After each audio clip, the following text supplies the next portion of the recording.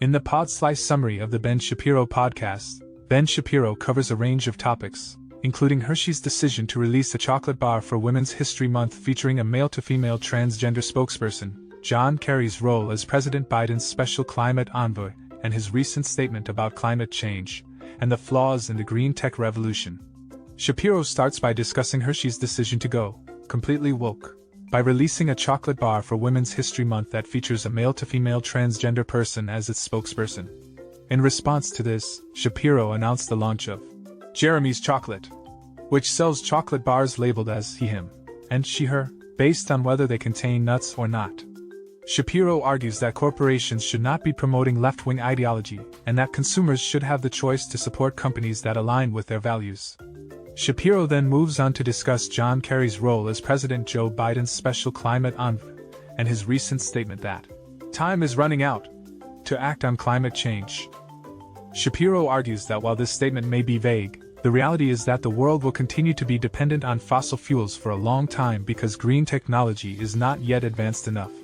He argues that the goal of the climate change movement is not to actually reduce future climate change, but to push for a redistributionist economic system under the guise of solving the climate problem. Shapiro then shifts the discussion to flaws in John Kerry's arguments about the green tech revolution, citing a book by Peter Zeihan called The End of the World is Just the Beginning. Shapiro explains that while green tech is supposed to shift energy resources towards renewables, it has a number of issues, such as the fact that natural gas is actually the best replacement for oil, despite the left's dislike of it.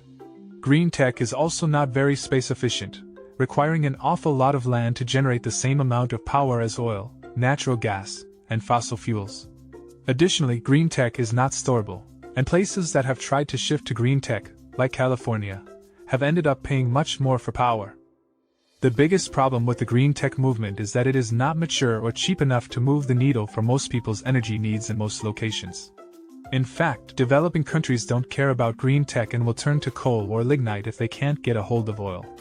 Shapiro also criticizes the Inflation Reduction Act, which was touted by the Biden administration as a significant piece of climate legislation, but has not actually reduced inflation. He argues that the end goal of such legislation is to pressure the fossil fuel industry to change, and he suggests that this is not a practical solution. Moving on, Shapiro discusses the economy and the impending recession. Loose money and easy credit have led to a burst of risky spending, particularly in the world of big tech, which is about to see a massive cleanup. He cites an article in the Washington Post about how Google's side projects have not materialized, and revenue still overwhelmingly comes from advertising. Similarly, in the real estate market, prices have stagnated and will start to drop at some point.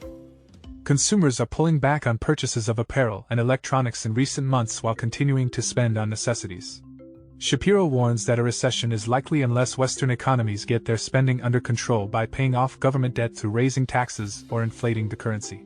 Shapiro argues that the current loose monetary policy and quantitative easing will lead to economic stagnation and higher taxes, citing Joe Manchin's statement that you can't tax your way out of debt. Shapiro mentions economist Nouriel Roubini's prediction of a stagflationary debt crisis, where economic growth stagnates while inflation rises, leading to a debt crisis. He notes that the Federal Reserve recently raised interest rates, but inflation appears to be ramping back up, causing concern for the economy. Shapiro also discusses Joe Biden's unforced errors, such as not visiting East Palestine, Ohio, and surrendering Afghanistan to the Taliban, subjecting 38 million people to tyranny and casting tens of thousands of people they made promises to into the hands of some of the worst human beings in history.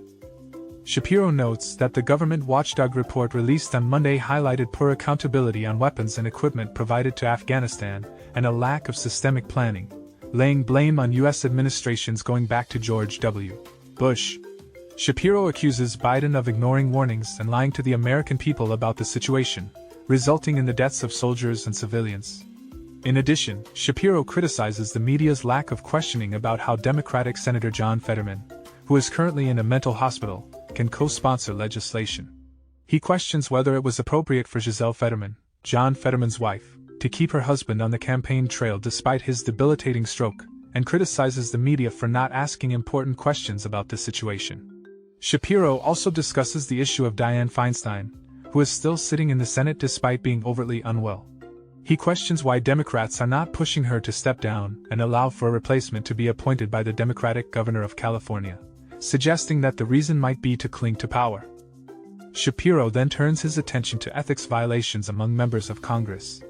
He discusses the case of Representative Alexandria Ocasio-Cortez, who allegedly violated congressional rules by being slow to reimburse vendors for clothing and other expenses.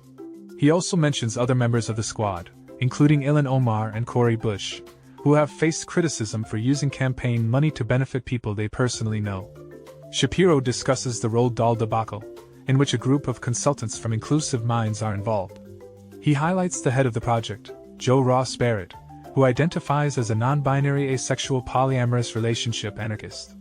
Shapiro expresses confusion about the term relationship anarchist and discusses Barrett's previous work, which has been published in anthologies about bisexuality and related identities.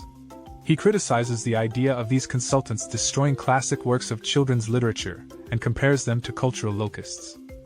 Shapiro finds it outrageous that Whoopi Goldberg defended the tearing down of a statue of Abraham Lincoln, questioning why someone who has not acted in 20 years and has been sitting on The View, a repository of stupidity, is given a platform to express such opinions. He argues that the left is now taking issue with historical figures like Lincoln, and that this is a result of the larger trend of left-wing bias in society. Shapiro discusses Russell Brand's recent comments on natural immunity and the role of government in researching it. He argues that Big Pharma has no interest in researching natural immunity because it is not profitable, but that the government should be stepping in to pursue this avenue of research. He criticizes the government for failing to pursue this option and argues that members of the government are too concerned with maintaining control. Shapiro concludes by stating that politicians often suggest that there is some sort of utopia available in terms of policy, but this is not true, and that there will always be trade-offs with every policy decision. The economy is not going to be good heading into the election, and the American public tends to get angry when politicians lie to them. Check out the full podcast by clicking the link in the description below. Thank you for listening to this podcast summary episode of the Pod Slice. Make sure to like, comment, and subscribe for more content like this.